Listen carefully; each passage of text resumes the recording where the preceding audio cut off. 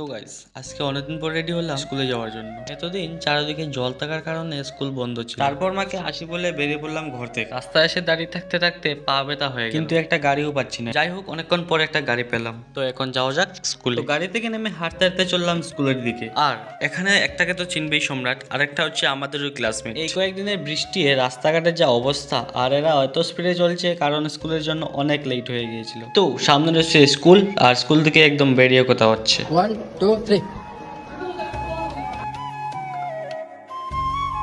তো guys school থেকে বেরিয়ে চলে এলাম আমরা দিঘির পাড়ে। আর এখানে যে কালী মন্দিরটা রয়েছে সেটা ভাঙা হয়েছে কারণ সেখানে একটা নতুন করে বিল্ডিং তৈরি হবে। তারপর সম্রাট আমাকে একটা দৃশ্য দেখালো, সেই দৃশ্যটা দেখে দেখে আমরা চললাম বাড়ির দিকে। তো আজকে সকালে প্রচন্ড বৃষ্টি দিয়েছিল আর এখন অনেক রৌদ্র। বাড়ি যাবার সময় পেয়ে গেলাম একজন বড় দাদাকে, যিনি আমার মতো ওই কন্টেন্ট ক্রিয়েট করে। তো এখন প্রকৃতির দৃশ্য দেখতে দেখতে চললাম বাড়ির দিকে। তো আজকের ভিডিওটা এখানে শেষ করলাম, দেখা হবে